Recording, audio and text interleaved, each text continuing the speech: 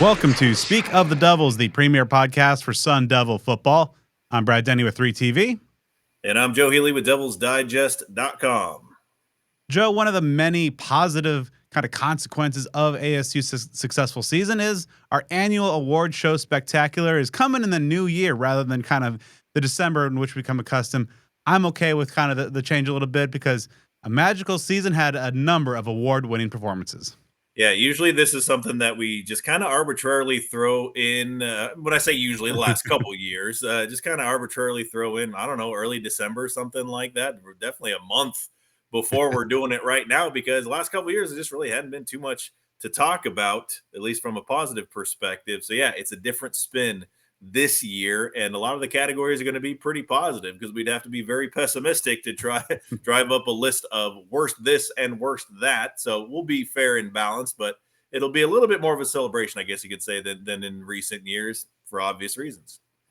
Yeah, and also a big celebration for the Devils today. A number of transfer portal additions, capping off a pretty wild 2 days. We'll jump into that here in just a second. One personnel note on the coaching staff side of things to pass along before we dive into all the fun and the awards show spectacular. ASU, of course, had an opening on the staff with Matt Butterfield making the trip over to the University of Ohio, or I guess I don't know if it's Ohio University or University of Ohio Bobcats, the green team, not the one playing for a national title.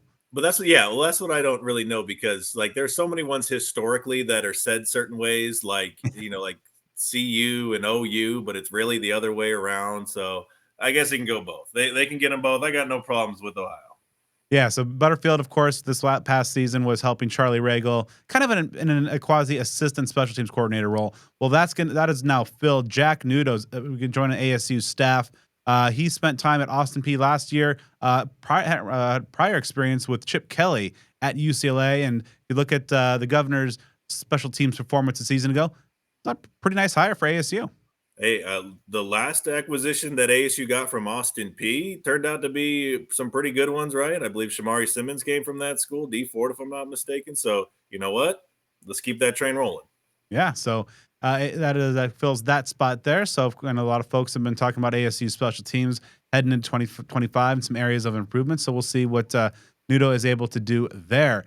Joe, before we dive into what was a very active 48 hours in terms of when we're recording this for ASU, bringing in some Sun Devils, some quick notes on some guys that are now heading out the door.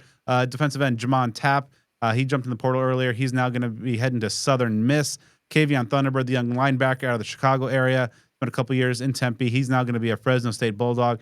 Good spot for him. And then I don't know what's maybe something going on. UNLV, a lot of ASU fans and students, people, and just ASU the community at large. They love Vegas. Apparently, it's going to be a trend now for some former Sun Devil football players. Of course, LT Welch is heading up there, and then defensive lineman Landon Thomas and wide receiver Trail Mire are also going to be joining him with the Rebs.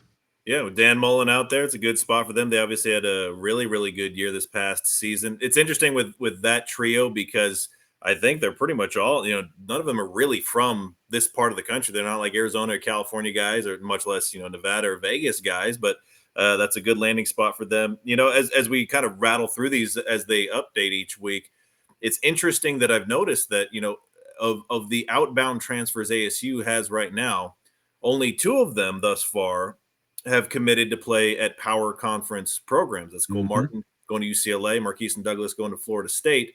And those have some backstories to them. Obviously, Cole Martin, though he's a high caliber player, he's going to go play for his dad at UCLA. Marquise and Douglas just came from Florida State, so there's obviously that existing relationship. I think that says something. It's a very different set of outcomes compared to the last couple years when you had guys going to Georgia and Florida and LSU and Oregon and these kind of step up type of programs. ASU is not losing guys, at least so far in that scenario. So essentially, you're losing guys that just weren't going to seek the playing time here that they desired. So in many cases, they're going to group of 5 or 6 or whatever number it is these days program. So I think that's a positive sign because again, for Sun Devil fans to see so many players over the last couple of years, I know that was amplified and highlighted. I think at no more substantial time than the NFL draft day last spring when there were 4 names called from former Sun Devils that were drafted from other schools.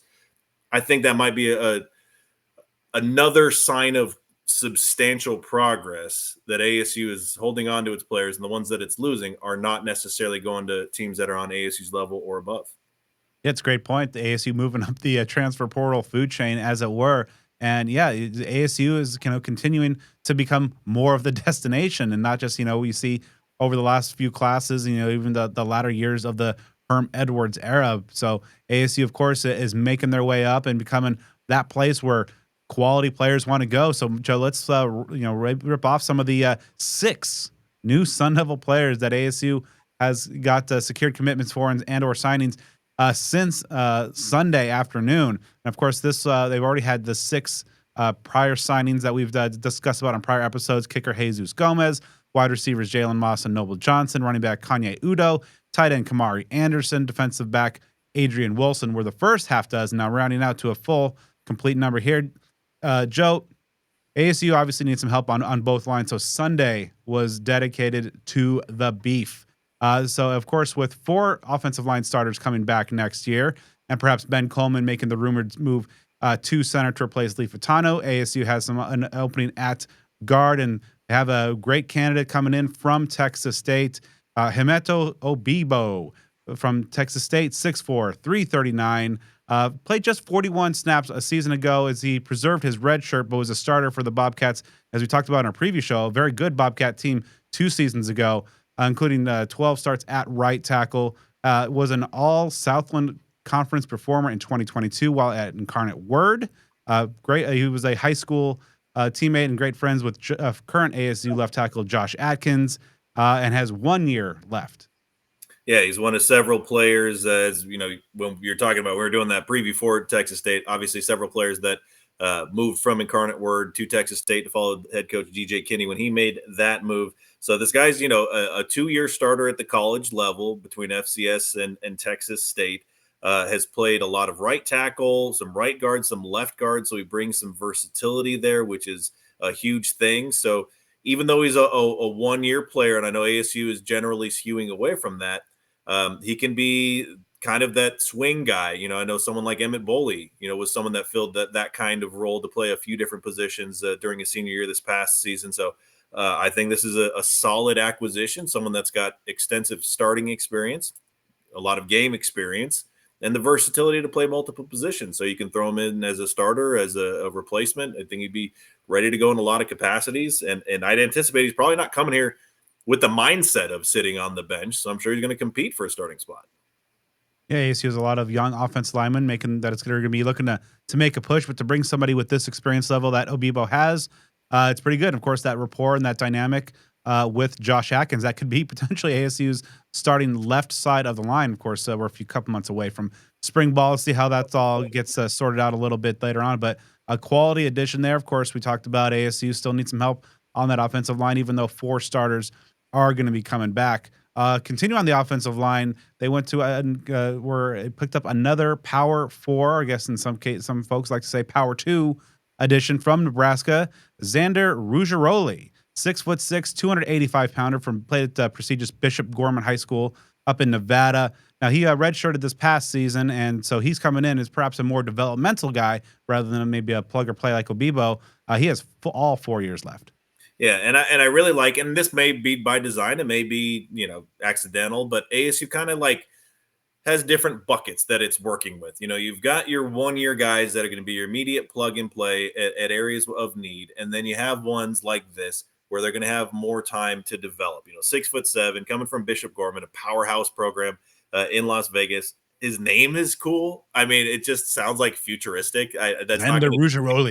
yeah, like it's almost like a pro wrestler name, and so I'm on board with that from day one. So yeah, so that's a good. You get that sort of beef in there. Someone that can be developed, as you mentioned, all 4 years left to play, because ASU is going to be in a position, obviously, after the 2025 season where it's going to need to replace some offensive tackles. So you get him in the system, get him working with Coach Joe Conley, and with Coach T and at the offensive line, and just learning his craft more and more. And we'll see if he has a role this year. He may very well, but you'd anticipate this is a guy that's probably a 2026 and beyond type of guy.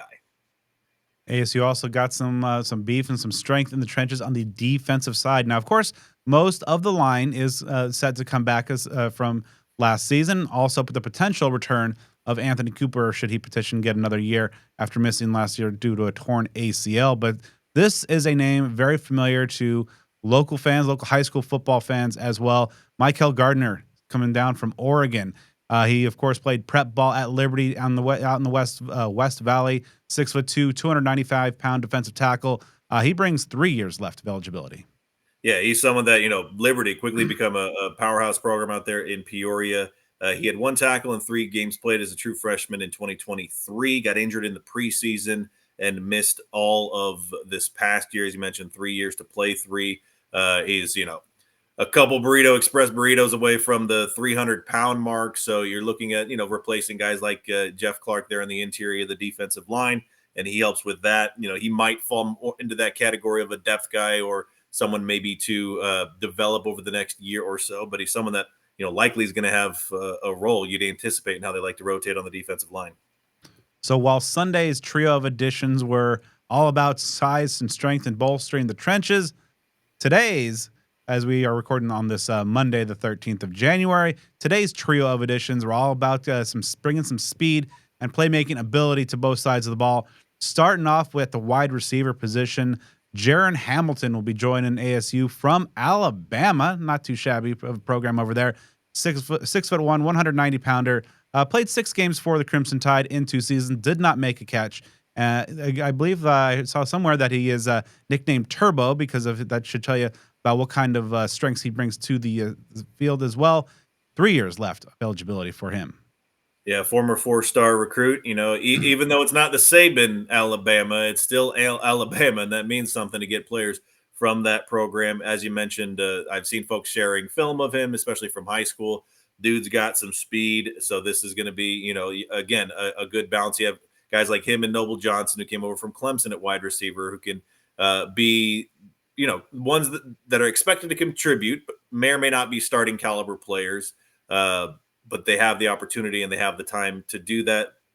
Also having the physical skill set to do some impressive things. And with a fresh slate at ASU, who knows? They may be able to jump into action right away, whereas it was just tougher to come by at a place like Alabama. Of course, yeah, wide receiver, you have Jordan Tyson, a third-team All-American, all-conference caliber guy, coming back. Will be back from injury. Malik McLean started to flash a little bit. Zechariah Sample is a guy I'm very intrigued with. But yeah, this trio of incoming transfers, as well as maybe some guys in this 2025 recruiting class, should provide some ample weaponry for Sam Levitt next year. Moving over to the defensive backfield. Now, it's kind of interesting. Last year in the portal class, ASU brought over a pair of Purdue Boilermaker defenders. That was a defensive end, Roman Petrie, and defensive tackle, J.P. Dieter. They thought, let's do it again. So they brought in 2 Boilermaker DBs today, starting off with Nyland Green, 6'2", 186-pounder. Now, this guy's got had an interesting career, a former 5-star prospect in the 2021 class, played at Georgia for 3 years, principally as a reserve and on special teams, then went to Purdue last season, made 23 tackles, had 5 pass defense, 2 sacks as well. But this just seems like a guy who you're taking a flyer on the potential. Is like he obviously has tremendous athleticism and physical skills. Hasn't been able to really kind of put things together and translate that into that 5-star level production you'd expect. But we've seen some great development from a season ago with ASU's defensive backs, specifically the corners, and we'll see what Coach Carrington could do with Nyland Green. Yeah, I mean, and those stats are encouraging from last year. He played 8 games, 23 tackles, 2 sacks, 5 PBUs, as you mentioned, a forced fumble. So that's something you can put into that rotation, whether that's the starting lineup or, again, guys that we mentioned a moment ago, like LT Welch, like Cole Martin, that are gone from the secondary that likely, would have had strong roles, maybe even in the starting lineup. So these are the type of players that can go and compete within that mix that those few would have been in. So to me, this strikes as a, low risk, potentially medium to high reward. He's a 1-year player. So, you're not investing a ton into him. Not that you really are in any capacity with just free agency year over year in college football these days. But he's someone that if he gives you, if he even gives you what he gave Purdue last year, I think that's worth the pickup there, especially with a couple sacks and, the pass breakups. That shows some versatility. He's a guy from the secondary. They can get behind the line of scrimmage, also break up some passes and be active in that realm. So that's something that, again, he built upon the limited time he had at Georgia, playing for some national champion teams there. Got more action at Purdue, and we'll see if he can, cap off his career on a high note. But again, this is one, as you mentioned, it is largely, I would imagine, based on potential, but there's enough proof there to know that he can at least play at this level and be a contributor. And as you mentioned, that there's the team need, of course, with Shamari Simmons moving on to the NFL. That need at nickel is there, especially as Cole Martin, who's going to be his heir apparent there, is going to be in at Westwood as well. That third cornerback spot. ASU has a number of very talented young corners. They brought in a crop of freshmen a season ago. They have a year under their belt now, but you don't necessarily want to have to bank on those guys coming through immediately. Given a pickup like Green perhaps gives them a little more time to grow, as well as perhaps this next guy, his teammate at Purdue, Kendrick Breedlove. A little bit smaller frame, 5'11", 188 pounds, but was a starter for the Boilermakers a season ago. 40 tackles, 4 passes defense, 3 of the team's 4 total interceptions. I don't know how a team can go a whole season and only get 4 picks, but he had 75% of that group. He spent his first 2 years at Ole Miss, then 2023 at Colorado, and of course, would kind of bounce around there. Like Green, 1 year left. Yeah, he was a 4-star recruit in 2021, according to Rivals. If my math doesn't fail me, he's had the unique experience of being coached by both Lane Kiffin and Deion Sanders at the college level. That's an interesting addition to your resume. And again, he put it together: 40 tackles out of the secondary, 2 TFLs, 3 picks, 4 pass breakups. So that's a guy that's shown some versatility as well. Again, a 1-year player, not a high level investment that's being made into that sort of guy, but you like what they're doing, and you combine these with Adrian Wilson, the transfer from Washington State, with the signing day acquisitions, along with the youngsters that the majority of which redshirted last year in the secondary. So even though you have a very key departure in Shamari Simmons and guys like Welch and Martin, who could have been higher caliber players in 2025, you feel confident that the mixture of everything is going to enable ASU to remain strong there. Simmons is going to be very difficult to replace, of course, but the full body of work should be something that enables ASU, to stay strong in the secondary. Definitely made spring ball all the more interesting. It's going to be great to see all those guys, that mix of veterans, returning starters, and young, hungry guys going after it. The Rodney Bimmages, Chris Johnson, Class Johnson, Tony Lewis and Cuba, a lot of high ceiling players, but going against some guys, some former 4- and 5-star prospects, as well as some of the guys returning in that mix. Should be a fun time. So we will, we're about a couple months away from seeing all that go down. So it'll be a good, but that brings ASU's current group of transfer portal additions to 12. And this kind of almost nearing the cap of what we thought ASU might do. Of course, there is the April window as well, so there could be some attrition. But man, when you look at like some of the key areas that ASU needed to address in terms of the team need, kicker, they were very aggressive, getting one of the best in the portal to lock that up. Bolstered the wide receiver group, added a 1,000-yard rusher in Kanye Udo, helped the tight end position, added experience to the secondary. It's really hard not to love what ASU's done so far. Yeah, and this flurry of the last day or so, as we record here on Monday evening, no coincidence, because ASU's spring semester, I believe, started today. You look at the academic calendar, so that makes sense that they're going to be that last push to get guys on campus in time for spring ball. As you mentioned, they've got 12 publicly known transfer additions so far. Only 4 of them are going to be seniors in 2025. There are a lot of schools. If you look conference wide, there's one down to the south that I keep my eye on, going real heavy on the seniors. I know that ASU made a very good decision, whether it's consciously or not, last year to kind of skew away from that. They had a few, obviously, that's going to happen. You're not going to go just completely devoid of seniors, but I think in this transfer portal era, if you just lean so heavily on 1-year players, you're just going to be finding yourself in the same position year after year after year. So again, like I mentioned earlier, ASU's kind of got these buckets where you have some that are those immediate plug and play seniors, and then you have ones that have the 2 to 3 to 4. The breakdown is there's some, equity to it in the sense of you're getting guys with different levels of playing experience left to be had. And I think that's a great thing. You want guys that can develop, that you can kind of put in that incubator for a while, but you also need guys you can count on from day one, which can be, from just about any class there. But as you mentioned, you've got to be very happy with what ASU has done so far. They've been able to get some of those high caliber players that are already doing it, especially at the offensive skill positions and even on defense as well. As you mentioned, place kicker, that was one of the first, I think the second commit, I believe, from the transfer portal. I think Noble Johnson was Yeah. first. So you got to be very happy knowing that they're not going 30, 40 deep. They might add a few more there in that spring period. They can be pretty picky with that. These are the spoils that go to the victor. When ASU has the kind of season that it had in 2024, as we talked about many times, the narrative is very different with transfer players than it was just 1 year ago. So ASU can be selective and they can appeal to players that maybe they wouldn't have a year ago. All right, Joe, before we dive into our season awards spectacular and hand out some mostly positive trophies for some great performances that we saw that made this magical 2024 season what it was, you had a great idea. Let's let the dust has settled on the year. Let's go way back to the last week of August when we had Hoder Bino of DevilsDigest.com and Jordan Ham of Sports 360 AZ. In here, we did our annual roundtable for our preseason preview and predictions.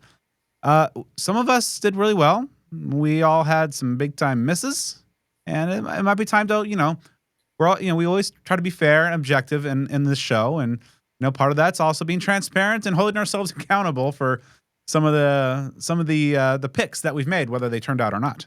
Yeah, and it's a lot easier to have that sort of accountability when we were wrong in ways that underestimated the team.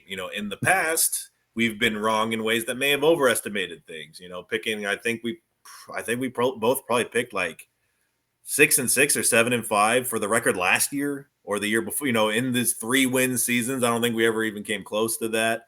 So, to rehash that after the fact might be just a little egg on the face type situation. But for these, there were some that I was kind of surprised. I'm like, wow, okay, we actually kind of got it right when the predictions in the preseason were, so far off from what the thing ended up being. But we didn't get them all right. So we'll jump into some of the categories where, again, either we nailed it or we didn't. But in this circumstance, very, very happy to be wrong because it meant a lot of success for ASU.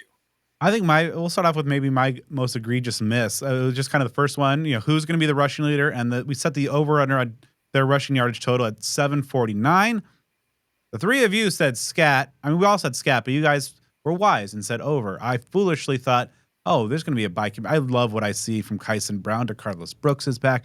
Relique, it's going to be a loaded backfield. So I took the under. But of course, he set the season record with 1,711 yards officially. You're only off by like almost 1,000 yards. That's still pretty close, right? Yeah. So that's Yeah. all right. Yeah, I went with the over. I don't think we may or may not have said, we didn't like identify it on our list. I don't have that information. I'm not sure in the show if we said anything we thought it would be. I don't think that we did that. I certainly wouldn't have guessed what he ended up doing. So even though I was on the right side, I don't think I was very right. So the next one was team rushing yards over under 1750. The three of us took the over. Jordan Ham took the under, and of course it was way over. It was 2,799. Team passing touchdowns over under was 14.5. We all took the over. We were all right because Sam Levitt torched things up and got a little help also from a guy like Cam Scattaboo throwing in one near the end. 26 total for the team. We were also all right again on the total players to start at quarterback, 1.5. 2, of course, with the Jeff Sims. The receptions leader got okay. You and I were wise. We knew Jordan Tyson was going to be the man. We set the receptions leader, the over under on his total catches at 54.5. I took over. I was right. 75. You had under. Devil's Digest, folks, at Hoder Bino over there. He had Malik McLean, who ended up redshirting. And the under, and then Jordan Ham had Jake Smith. Perhaps maybe the local tie there, the sentimental pick. So a little bit of miss, but we were holding it down for the prediction crew here. Yeah, but man, going under and missing by 20 plus. I mean, Tyson obviously turned it way on at the late stage of the season. So at least we get I'll take the victory of getting the name right because some others. That's the most important thing, didn't right? go so well. Yeah, exactly. We'll see. Maybe next year, maybe Malik McLean or if Jake Smith can return, maybe they can redeem these guys a year late. That'd be nice to see. All right, so of course, every year it's like, will this be the year of the tight end returning to the offense? Somewhat, yeah. So of course, Shimon Mateer took care of the over under of 29 and a half all by himself. We all took the over. He had 32 of the group's 34 receptions. This was an interesting one, of course, after the fiasco that was the offensive line in terms of the injuries a season ago. Total players to start at offensive line, 8.5. You, me, and Hode took the under. Jordan took the over, and it was seven. Only seven guys started. That's some remarkable durability. Cade Briggs started the year at right guard for a few games before being supplanted by Kyle Scott. And when Scott later missed a game, Boley had an official start there. Other than that, same starters from start to finish. So it's good to see there. One other area, we all thought ASU would play a lot more one-score games. We set the over/under at one-score games at 3.5, 7. Those the cardiac Sun Devils, but as we talked about, they did pretty well.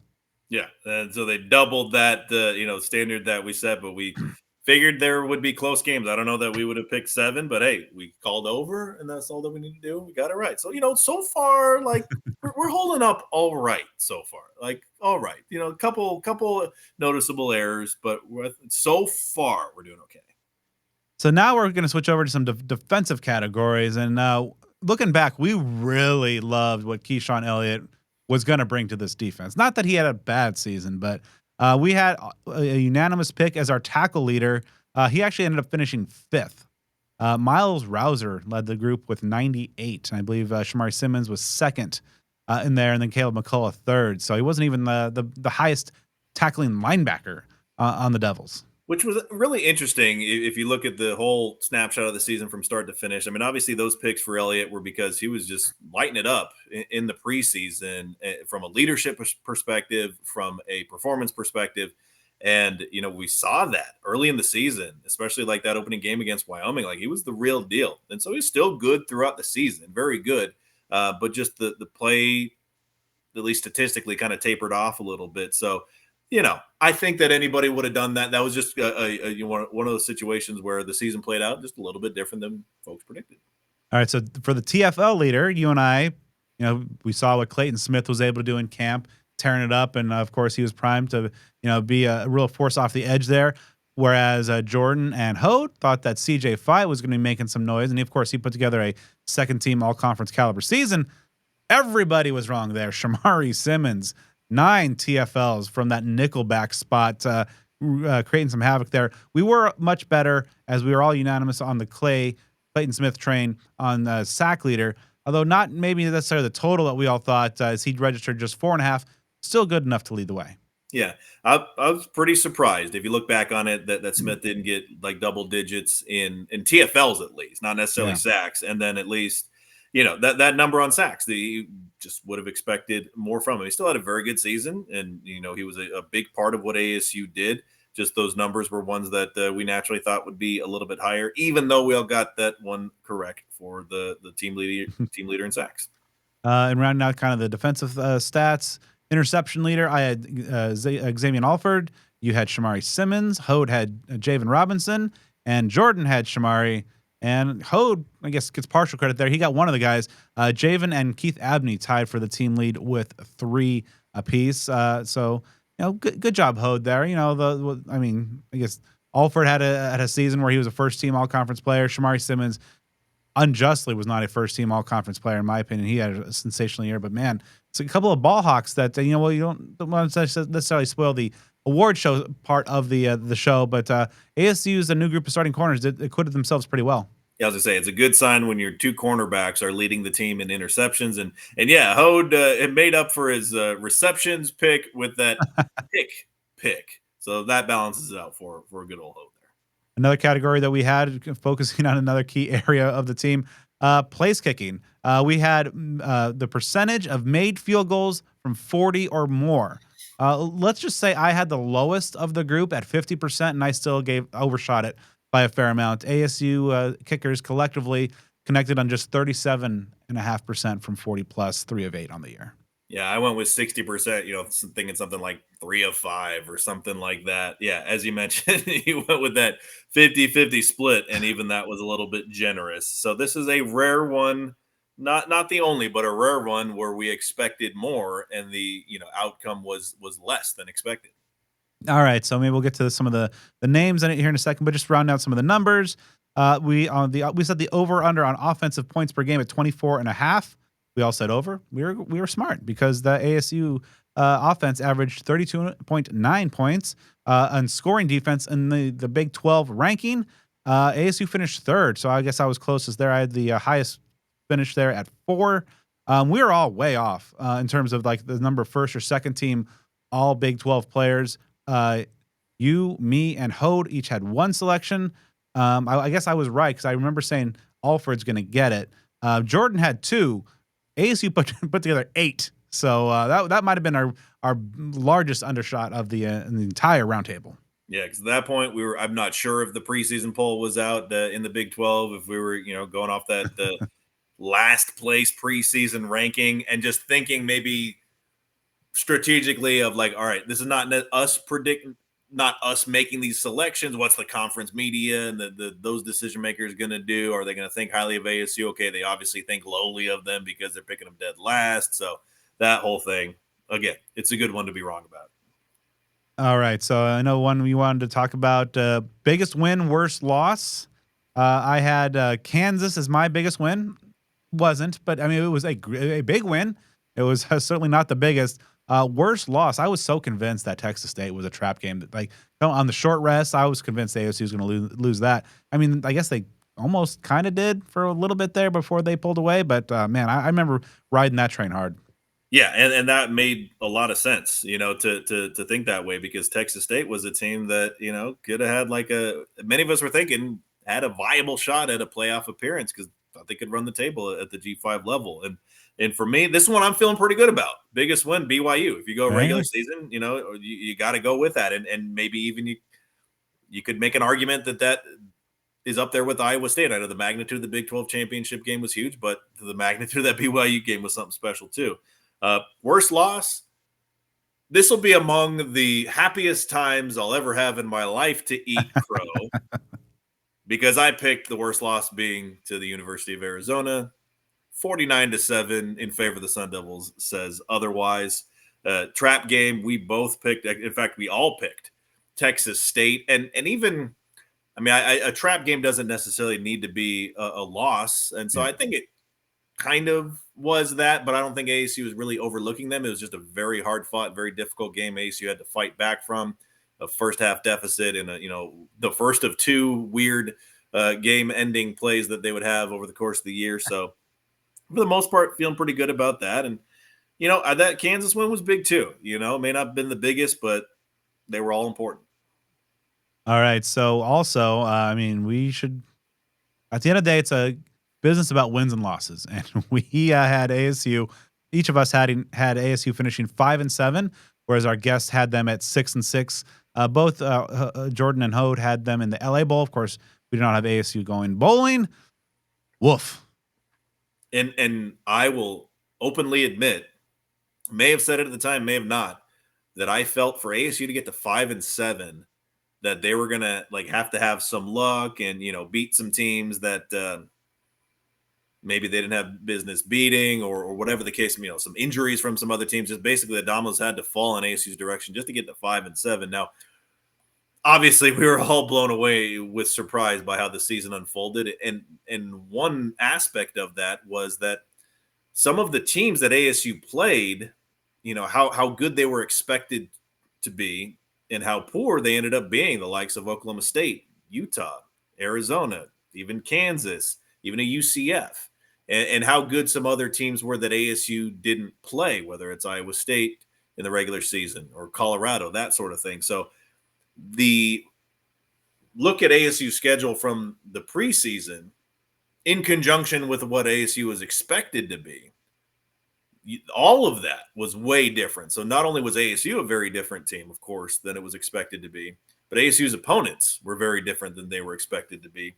All in all, again, similar to what I just said about that Territorial Cup game, never been happier to have a 6-win differential in what I predicted versus what the outcome truly was.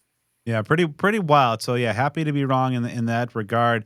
Some of the other categories that we have, we'll probably cover a little bit in our awards. Any other categories though that we want to publicly hold ourselves accountable for before we switch gears and hand out some hardware? I mean, you and I both had Clayton Smith as a breakout star. He had a very good season, but I don't think he got quite to that particular level. It was a very low hanging fruit for top true freshman because there really was only one that saw very substantial time in Kenyon Floyd. So that's where we both went there, and we'll see if we select that as the choice. I would imagine we probably do. But all in all, yeah, between the qualitative stuff and the quantitative stuff, we got some right and we got some key ones wrong. But once again, it's a good season to be wrong. It's a heck of a lot better, to pick 5 wins and have the team end up winning 11 than to go the other way around, which folks at places like Tucson, Arizona might have been making that sort of prediction and had much different results than what they predicted in a way that didn't make them so happy at the end of the day. All right, Joe. It's time for our 14th annual Have we Speed done of it the every Devils? year? Have we done all of Yeah. them? Yeah, we have. So this will be 14th annual. This is like our award show's become a bratty teenager. All right. Wow. Okay, it's going to start talking back to us. All right. All right. So might as well, on the topic of 14-year-olds or whatnot, best crazy Kenny decision. Obviously, didn't have to make as many crazy decisions as he did a season ago, just because by nature of not having half the roster injured. But, there were still some moments where Kenny, mad scientist that he is at heart, made some bold choices. Joe, what was your favorite? So mine, I don't know if this has to have an asterisk, but it's the best one that stood out. And the reason I'd say if there has to be an asterisk is a truly Kenny decision, but more of a Marcus Arroyo decision. But Kenny probably could have shot it down. So it's a team oriented decision that had a little craziness to it. It's one that I remember reacting the most, and it had some significant impact. And that's that 4th and short play call in the first quarter of the Big 12 championship game to set the stage for it. It was 4th and 1 from ASU's own 34, about 4 minutes left in the first quarter. ASU's down 7-3 at that time. It's kind of weird to think that ASU trailed in that Big 12 championship game. Ended up being a 63-yard pass to Melquan Stovall. And I remember if you watch it, like it looked for a second there that that Stovall almost pulled the old like turn and run before you catch the ball, because you just see a snapshot, glimpse of that. Obviously, it didn't end up being the case. Gets down to the 3-yard line, and then a few plays later, Sam Levitt runs in for a touchdown, and it was, pretty much all ASU from that moment. Just a real gutsy, ballsy call to make in that circumstance. So again, even if it's technically Marcus Arroyo, because we have heard, the sports radio comments that Arroyo made and crickets on the microphones and things like that, I'm going to lump that in because I feel like, maybe Kenny could have put the ixnay on it if needed. So that's my call. All right, so mine's also a 4th down call. This came against Texas. The fake punt.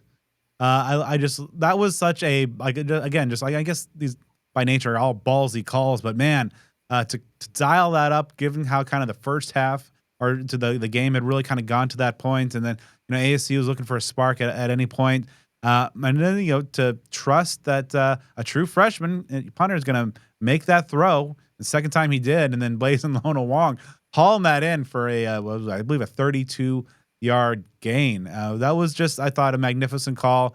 Kind of, probably this year was more in line of what Kenny wants to do in terms of being aggressive and risk and taking those risks. But that on that stage in that moment, wow, I was really really impressed with dialing that up and just and the execution. Yeah, you look at our picks, and they were 4th down calls in the 2 biggest games of the year. We're not messing around against an FCS opponent or things like that just to kind of pull out the bag of tricks. So I think that amplifies the magnitude of the gutsy nature and the maybe crazy nature of the call. But all's well that ends well, and those 2 plays certainly did, and there were a handful more of them as well. All right, so this year was by its very nature and existence a huge surprise. So we're going to talk about the best and the worst surprises. Let's start off, on the negative side of things. What was the worst surprise for you, Joe, this year? So there really weren't too many, obviously, in a season like this. It wasn't last year where we could basically go through a list of bad surprises and fill out a top 20 and have a bunch left to talk about. For me, I landed on the timing of key injuries.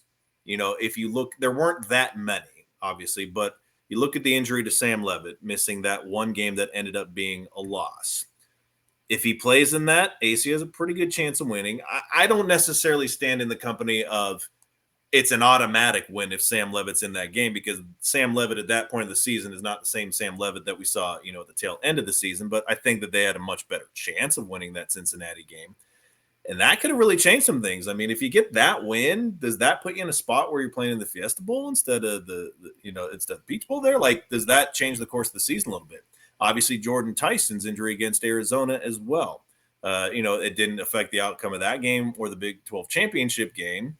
But if he plays against Texas, let's say, ASU still has that loss with Cincinnati, still in the same position. If he plays against Texas, does that affect the outcome there? So, again, in a season where there's very, very little to truly complain about, or so many more things that went your way than those that didn't, those couple key injuries, of course, Cam Scadaboo missed that game, but Kyson Brown stepped up in his place, and the team did as a whole. So that one wasn't catastrophic, but those two key injuries to Levitt and Tyson, you lost games without them, and they possibly could have been wins with them. My worst surprise was just kind of the overall production of the pass rush. I thought, especially down the back half of the year, it really struggled. And we, going back to our preseason predictions, we all thought, guys like Clayton Smith were primed for huge seasons and racking up, some impressive sack totals. And ASU registered just 24 on the year. That's one of the lowest totals in the last decade plus. And I think the talent along the line, especially when we have a defensive coordinator as aggressive and imaginative as Brian Ward, whether it's Clayton Smith or Justin Watley, Prince Dorba, guys coming off the edge that just did not get home enough. We saw down the last few games of the season, some quarterbacks being a little too comfortable and being able to have some time and make games close, especially in the BYU game. Maybe the pass rush has been clicking a little bit better. Ewers doesn't have as much time on that 4th and 13 call to go.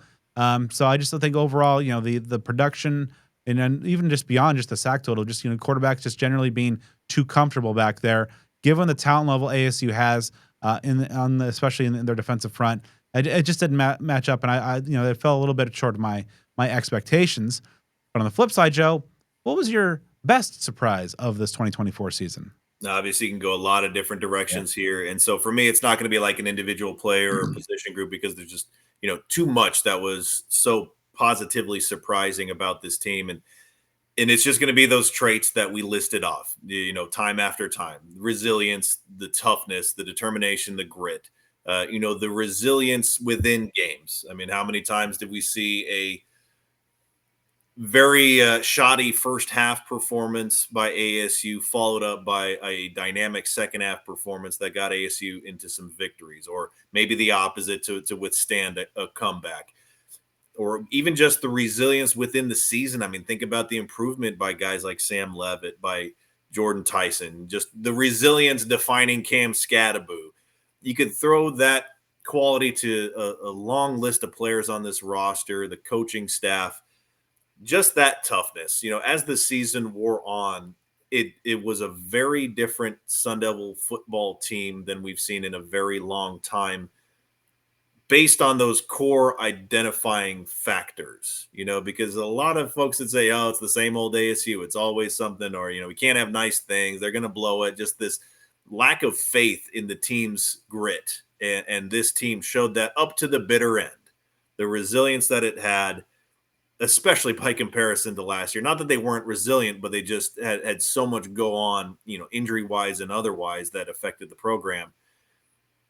The overall mentality and attitude of determination of this team was really something to behold. And I'm sure we're all hoping that that's going to be the hallmark of Kenny Dillingham football moving forward at Arizona State. And that's what's responsible for this magical season ASU put together in 24. Yeah, I think that's clearly the number one best surprise. Just that fortitude that really kept him going, and embodiment of the culture. Just for an on-field example, I'll throw out cornerback play. that was one of the areas where I was very concerned heading into the year. Just, not necessarily in terms of the ability. Javen Robinson and Keith Abney had flashed earlier in their young careers, and LT Welch, another guy who had, a lofty recruiting ranking coming in, played at LSU. But overall, I was just kind of worried about what we'd get throughout the course of the year. And what we did get was some, I thought, pretty good. I mean, those Robinson and Keith Abney turned out to be pretty good Big 12 starters. So had some big picks and some big plays in some moments as well. So, of course, they're both back. So really excited to see what the future holds for them moving forward. All right, so now we have another kind of best worst. Let's go with individual moments. Starting off with worst moment. I'll just say it. 4th and 13. I don't need to rehash it. I think clearly the worst moment of the year. Can't be anything other than that. All right, more more positively, Joe. What was the best moment of this year? It was seeing Kenny Dillingham and Cam Scattaboo up there with, I don't know if it was both Usos or just one, Sami Zayn, confetti tickering from the roof of the Cowboy Stadium, and just the moment of realization that ASU, Arizona State University, is champion of the Big 12 conference and going to the college football playoff. Now, obviously, there are a lot of unforgettable moments that brought ASU to that position. But if you ask me, man, how significant the difference would have been in this season being just from very good to great if ASU didn't win that Big 12 championship game. And I know it was like a foregone conclusion after that flurry in the third quarter. I mean, ASU had its backups in for a good chunk of the fourth quarter. So it's not like it was some buzzer beater win that resulted in that gratifying moment. But just when we're able to sit back and breathe, we've talked about how that last month or so of the season was such a flurry, and it was such a do or die thing every single week, to where it wasn't like these other conference championship or division championship seasons where you clinch it a couple weeks before the end of the year and you just kind of play it out. I mean, the ASU had to fight and scratch every single week to get to that point. So once that was there and that celebration was on, I mean, that was really, really something special. My best moment was maybe hour 15, but right before that, it was Guillory's second touchdown. You mentioned that flurry when ASU just played that second half, the kind of blitzkrieg on Iowa State, and obviously that was one of just a hell of a catch to get in to haul that in as well. But just at that point, and like what it brought ASU's lead to at that moment, up 4 touchdowns. That was like for me, oh man, like this is gonna happen. Like a legitimate worst to first is just a mere formality at this point. It's mathematics, and in the fashion that was done, that to me was just like, wow. I mean, this is a guy who's stepping up in a big time moment. Their number one receiver is on the shelf, but this is just kind of going back to that culture, that resiliency, like the big moments.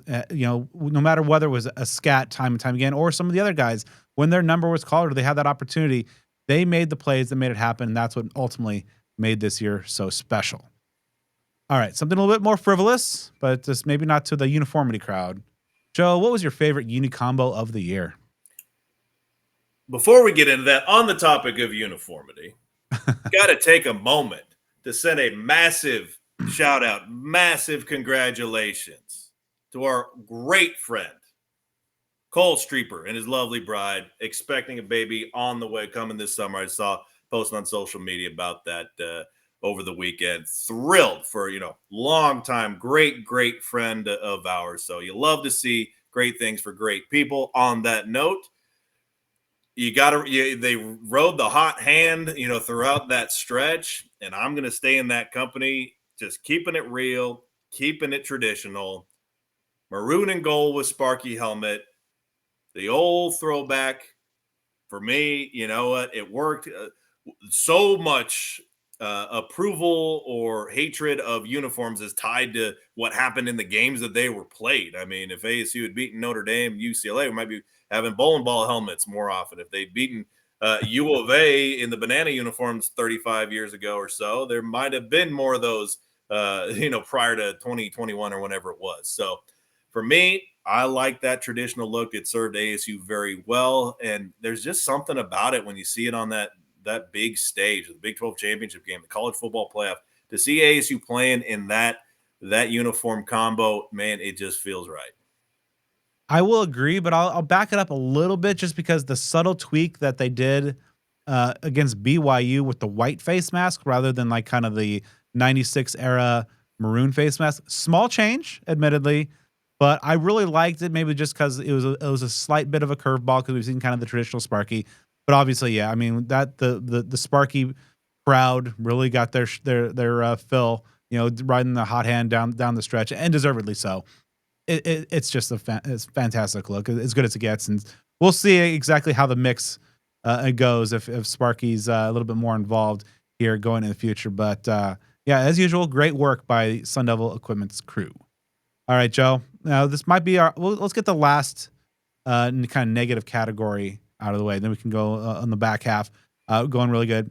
Who was your most disappointing player of the year?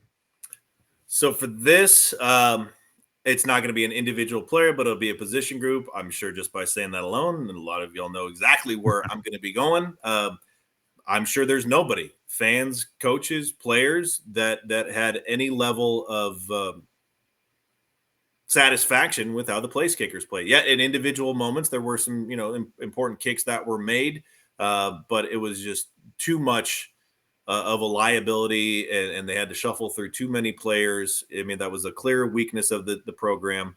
Granted, it seems that may be like a 1 year concern because with Jesus Gomez on board, who has a track record of being a very good kicker, you would think that's going to improve dramatically next year.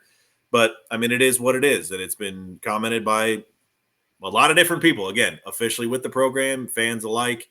The kick game just was very, very subpar. And so that whole position group, I just have to, if we're asking this question, that's going to be the answer. The only reason they don't get that for me is just because we knew it was kind of like a red flag heading in. So for me, I had high expectations, or at least higher, for Trey O'Meara, the wide receiver. Now, of course, injuries are a factor with him and his inability to consistently stay healthy here, but you saw the ability in flashes. He put together some outstanding stretches in spring and fall camp, and then unfortunately, or in the Peach Bowl especially, a couple of a big catch, but then kind of on the flip side, immediately after that, George Pickens-esque taunting penalty kind of negated the mojo there. Just a guy with tremendous size, speed, potential. Hopefully, he puts it all together at UNLV. Nothing but best wishes for him. But kind of with the opportunity he had, and obviously ASU during the year could have used a legitimately and perhaps more consistent, and like maybe with that size as well at 6'4", a compliment to Jordan Tyson. Never really got on track for him. So with the kind of given the expectations and then the lack of production there, he's going to get my pick there. But on the flip side, Joe, who was your most improved Sun Devil in 2024? So with ASU being up there with the most improved teams in the country, there are going to be a lot of options here. Yeah. And I chose to. We can go a lot of different ways. I chose to go certainly with somebody who was on the team last year. I mean, someone can still be improved if they played elsewhere and they just had a better season this year than they did somewhere else. I just want to go with somebody that I saw play, for Arizona State. Um, and I picked a guy who honestly, I don't think too many people expected to be much of a contributor or a starter. He's someone who played 2 games last year, coming from the JUCO level. That's Kyle Scott, and he Mm. ended up being a solid player for this team. I think of the majority of the players who were big time contributors, he's probably one of the top names that if we would have seen this list, if we had Gray Sports Almanac and we knew what the future would hold for ASU, and we looked at it in August and saw that he's going to be a guy that's, a solid player and a consistent starter down the stretch and doing things like he did and just manhandling Cam Scatabo into the end zone for a touchdown. I think that's remarkable, for someone that, again, didn't do all that much last year, was a JUCO transfer from a recruiting class that, might have really been just kind of grasping for straws, trying to find players to, fit spots.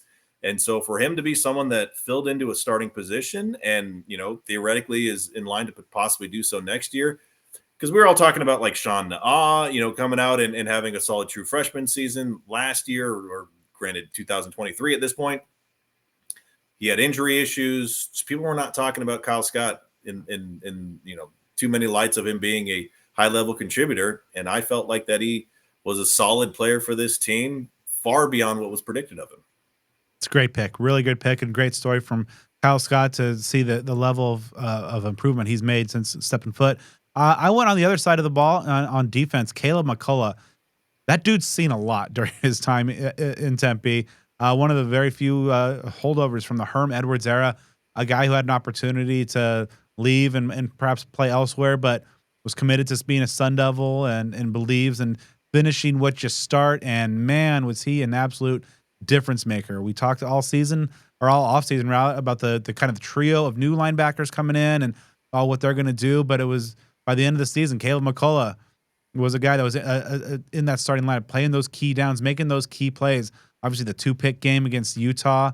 It just was really cool to see like a soft-spoken guy who just let his work ethic and the progress year over year kind of speak for him. And at Peach Bowl Media Day, he was one of the 3 defenders that had his own booth set aside, and it was just like that's reserved for like the Scats and the Sam Levitts of the world, and to see.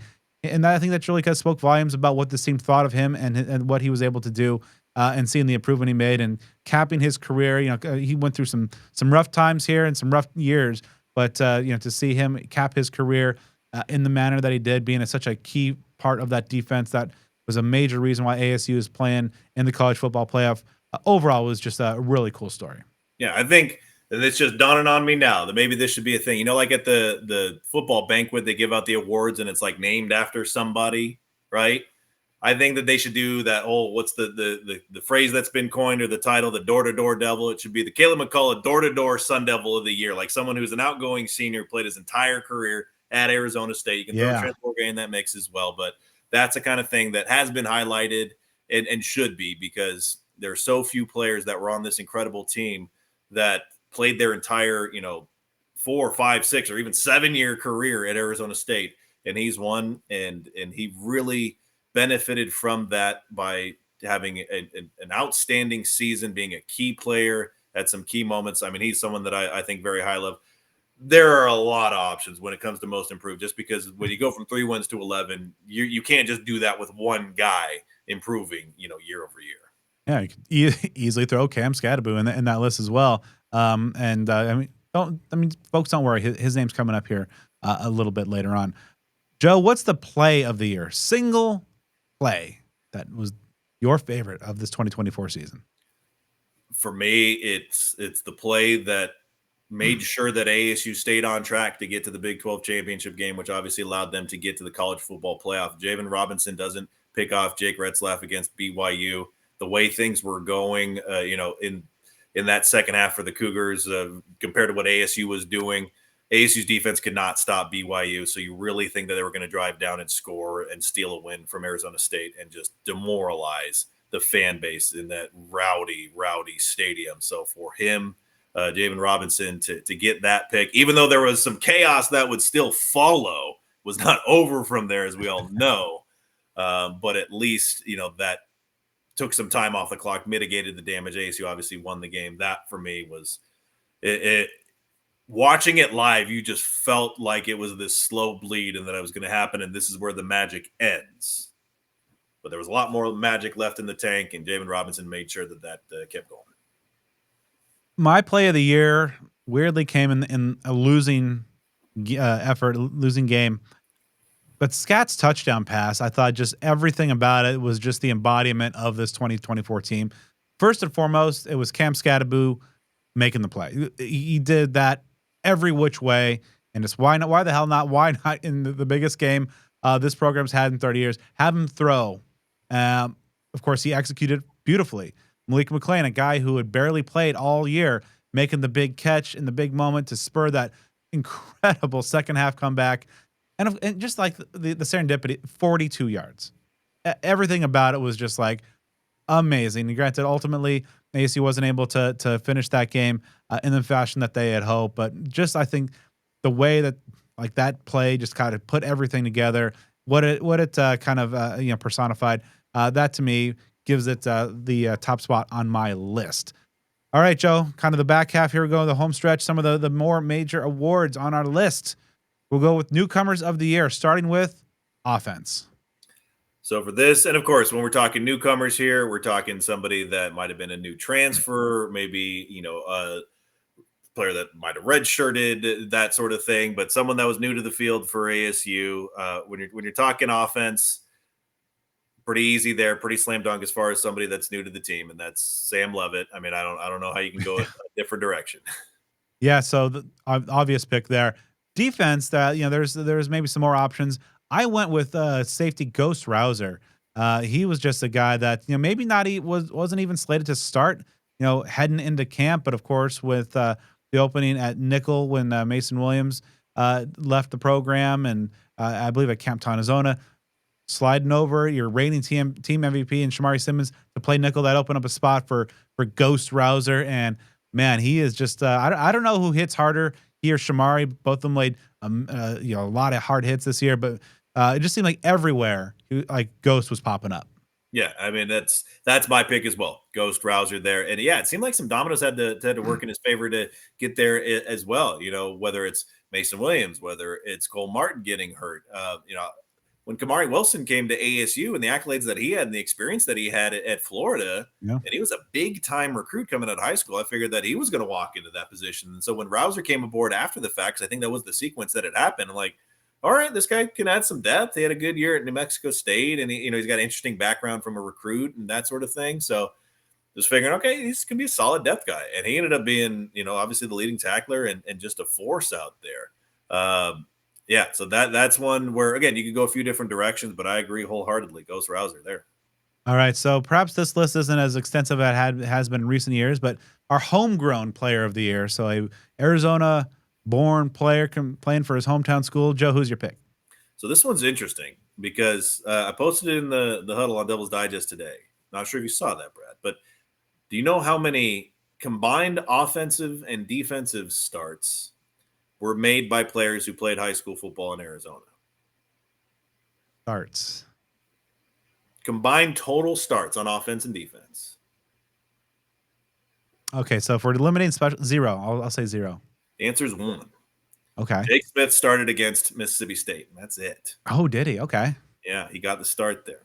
So that's something that now then I think that more people are happier about that than they are unhappy, because I think that there are a lot of fans out there who felt that maybe in that first transfer class, and it makes sense that they went this way, that the coaching staff really leaned heavily on that hometown hero kind of thing, and not all those players panned out.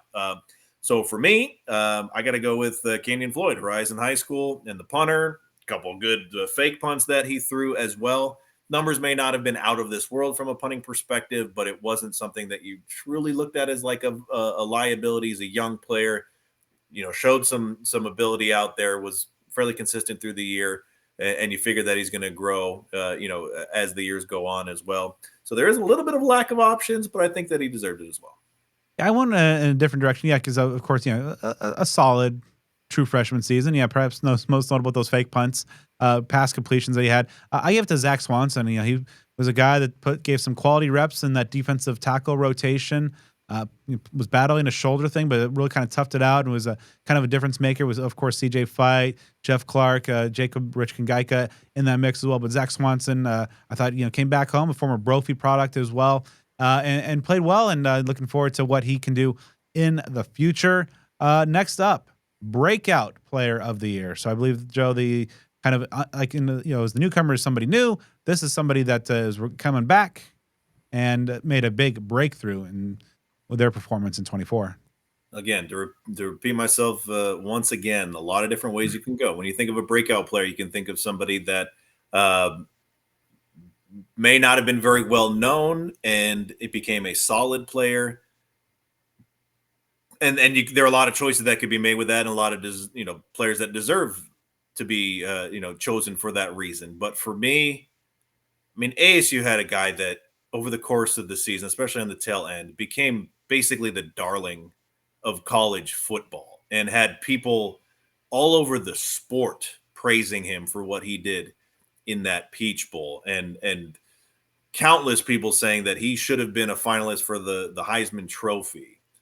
So, as great of a season as Cam Scatterby had in 2023, doing everything for ASU, I believe going over 1,000 all-purpose yards. To me, he was the breakout star because he broke out on a national level in a way that we just have not seen for one individual player from Arizona State, maybe since Terrell Suggs in 2002, as far as someone that really captivated a national audience, and how Scat put the team on his back. We've talked about that, and I'm going to save some because, spoiler alert, he's going to have his name listed at least one more time through these awards that we're giving out. But for me, it was that going from very, very good, not just to greatness, but legendary, iconic status for Sun Devil football. That's why Cam Scatterby was my pick. Mine as well. Yeah, I mean, he's a damn folk hero, with like no exaggeration with what he was able to do. I mean, his name's now all over the record books, but it was just, I think, capturing like just the energy, the excitement. Like I don't know if any single player has been more responsible for activating the Valley and getting ASU in the national discourse, let alone winning games. But just going from a solid player, over 1,000 all-purpose and double-digit touchdowns a season ago, but just the level that the stratosphere that he reached this year, undeniable, undeniable. I mean, Scat's going to be in that Mount Rushmore of Sun Devil football player discussion, and rightfully so for decades to come, because in large part what he did this year. So yeah, just might seem a little weird. I mean, like, oh, why not Jordan Tyson, a guy who became an All-American and all this, a lot of, as you mentioned, a lot of good options, but none of them, I think, in this way could hold a candle to Scat. All right, now we're heading down. Final four categories here, Joe. Who was your assistant coach of the year? Before I name mine, I want to give a couple shout outs to my opinion, the best running back coach in college football, Sean Aguano, but he's not my pick. Got to give a lot of credit to Hines Ward because I was skeptical of that hire, at least from a coaching perspective. He did a great job. But I'm going to go with Marcus Arroyo, for adding stability to this role. I mean, think about it. I've looked through the numbers, haven't really gone this route in a while, but before Arroyo came in, ASU had 4 offensive coordinators in 5 years and 7 offensive coordinators over a 9-year span, dating back to Mike Norvell's final season with the program in 2015. It's just been this turnstile year after year, it seems. It's ASU's top rush offensive output since 2012, top scoring offense since 2016. So, it's been nearly 10 years or, well beyond a decade since ASU has achieved some of the key things that it did this year. You look at the development that Sam Levitt had within the season. I think that was one of the most impressive in-season improvements that I've seen from a player, especially from such a critical position as quarterback. Overcoming injuries like Jordan Tyson or the situational ones like Cam Scatterby and even Sam Levitt as well. So though that there are a lot of coaches at individual positions that certainly deserve a lot of credit, I think just the stability on offense and the dynamic nature that ASU was able to have this season, Marcus Arroyo really brought a lot to the table, and hopefully for him to be around for several more seasons and to keep that thing going and improving and continuing to move the needle in the right direction for Sun Devil football. I remember a lot of fans were kind of skeptical of the hire when it was made, and in terms of just, maybe they just saw that, he was let go at UNLV and the stature of that program at the time.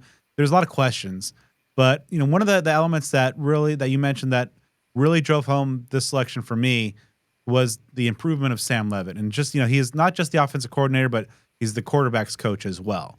And what the Sam Levitt from Wyoming, Mississippi State, that even like that first road start at Texas Tech to the Sam Levitt over the last few weeks of the season, that growth was remarkable. And I don't know if there's any single, if you were to isolate a single piece from the season that should give ASU fans the most hope for 2025 and 26, I think it's the development trajectory of Sam Levitt's career and working with Marcus Arroyo.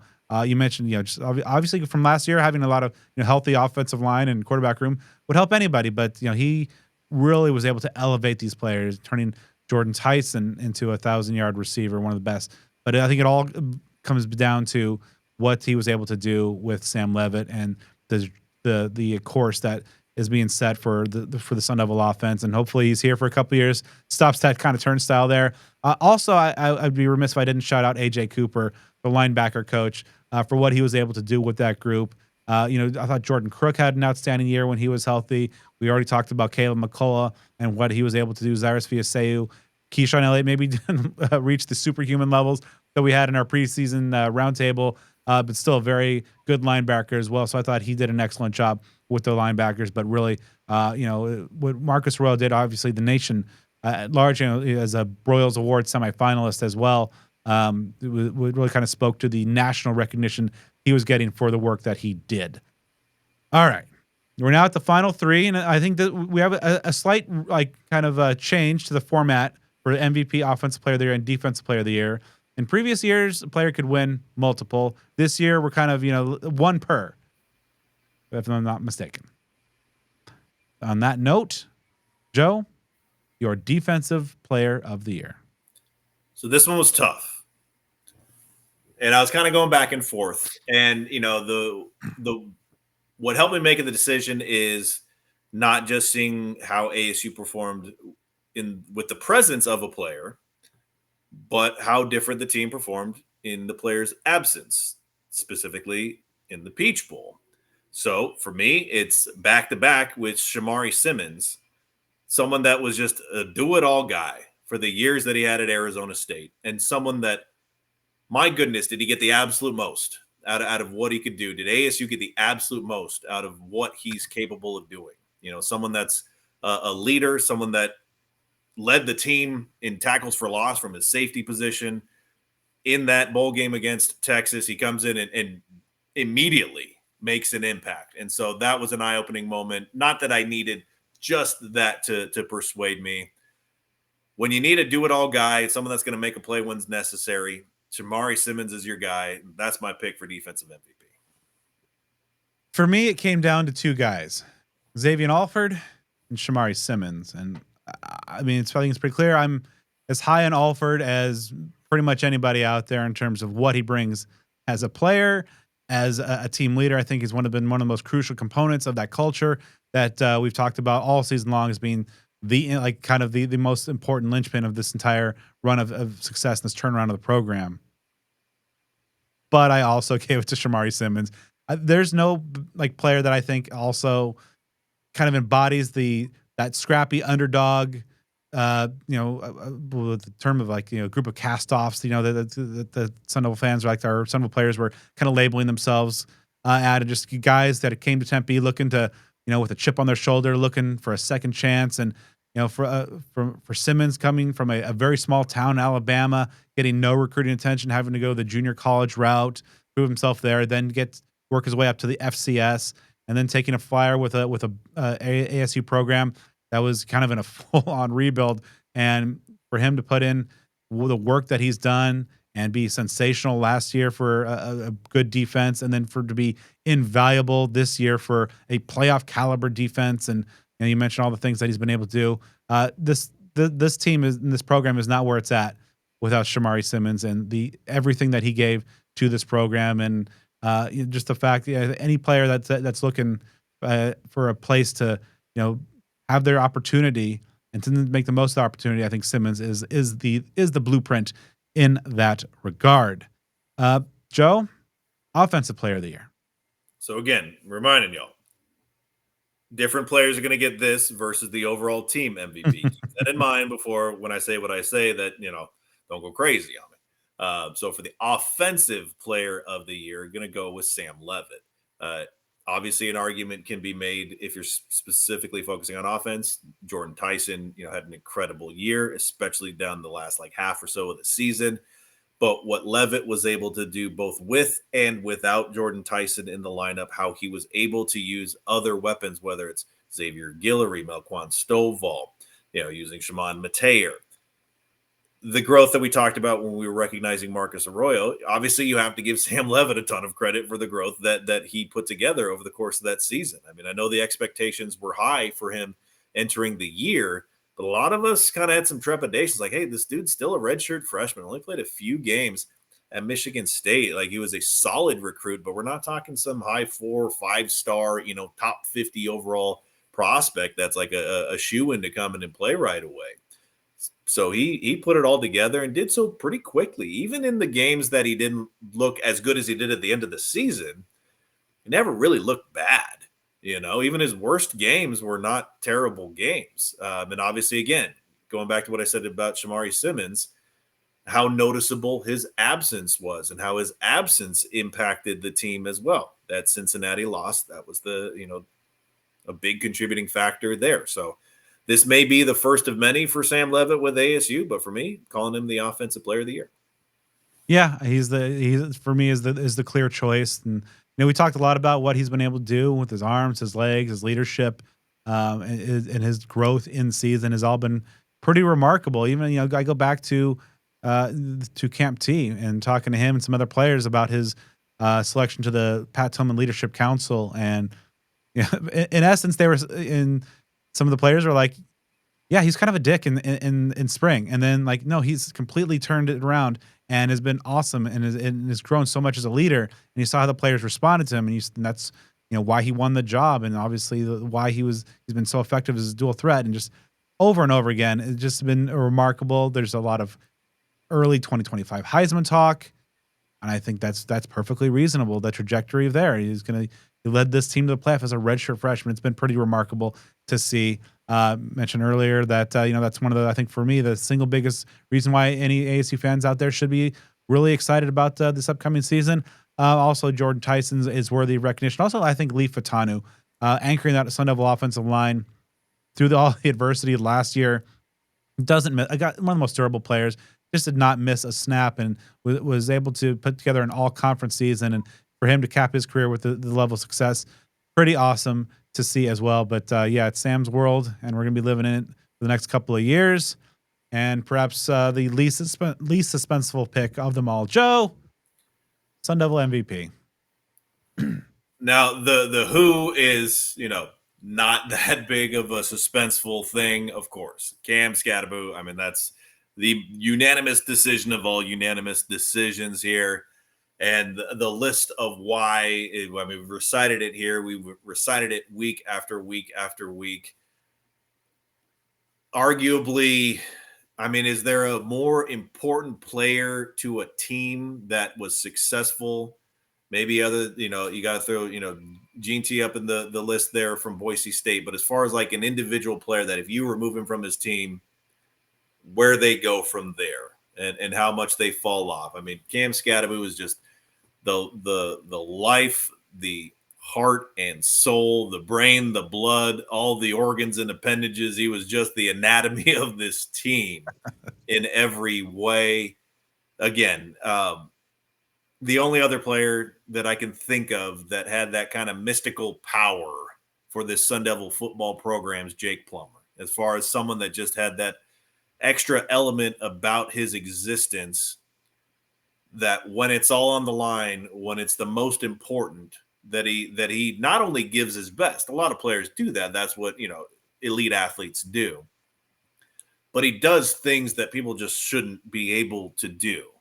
And that's one of countless reasons why Cam Scatterbo, over the course of the season, etched his name as one of the all-time legendary Sun Devils, of one of the, Mount Rushmore fan favorites. And as far as what he did in an individual season, you can count on one hand the kind of players who've done what he did. Again, Terrell Suggs and what he did might be the only real comparison, because of when you're talking about records that were set and attention that was gathered on a national scale and success of the team. You can go on and on and on with the accolades and the achievements of Cam Scatterbo and just the value that he had to this team. There are so few seasons in Sun Devil football history where one player meant so much to this team, and that's exactly what Scat was here in 24. You said it perfectly. With Scat's world, this is like he was the catalyst, the workhorse, everything. Start and began and ended with Scat. Just start to finish, just a remarkable turnaround. a guy who had a pretty solid year, and then as Kenny and him talked about, just he had that very direct, uncomfortable conversation over the offseason. He's like, "You're not good enough to be like where you want or to get to where you want to go." And Scat took those words to heart, and he rededicated himself to being a better player, to being a better person, to being a better leader. And we saw the result in which he was capable of, and it was just nothing short of magical. Magical player that's going to be talked about for forever in the Maroon and Gold, an all-time legend. And the only bad thing is that we only got 2 years out of him. But you know, it's just absolutely remarkable to see what he was able to do and what this team was able to do, and all the award winners. Congratulations! That wraps up our 14th annual awards. Spectacular. It's going to be an off season that's certainly not dull, and this is going to be riding a lot of positive momentum. Of course, the portal is still open. Spring ball is just a couple weeks away. Hoops is in session now. Hockey's making a run up the rankings. And baseball, Joe. Baseball getting started. Yeah, with the football season dying down, that just passes the baton to some other programs. So there's a lot to be talking about and a lot to keep abreast of. And so we'll, of course, be coming at you on the podcast feed, but also on social media. You can follow the show on Twitter at SOTD Podcast, on Instagram at Speak of the Devil, subscribe on YouTube, follow us on Facebook, and give me a follow on all things social at BDenny29. And you can follow me at Joe Healy42. Of course, we've got to shout out our award-winning sponsors. We wouldn't be here without them. That list, of course, consists of Cactus Sports, Jones Auto Group, Burrito Express, DevilsDigest.com, Spaghetti Shack, and Sun Devil Family Charities. As well as homefieldapparel.com. And you can use our offer code SUN24 at checkout at homefieldapparel.com for 15% off your first order. They recently dropped 9 new ASU pieces into their collection, which now I believe numbers well over 30, whether it's hats, shirts, jackets, hoodies. We do have a semblance of winter here in the Valley right now. So bundle up in Home Field Apparel. ASU's good. They also have, I believe, over 200 schools now. So if you have a friend, family that alma mater or fan anywhere else, but even both teams that are currently going to be playing for the national title as well, just make sure you use offer code SUN24 at checkout for 15% off, and then give us a 5-star review on the podcast platform of your choice. And don't worry, even though our award show's over, the off season's heading in, Joe and I will be back soon, bringing the latest on Sun Devil Sports.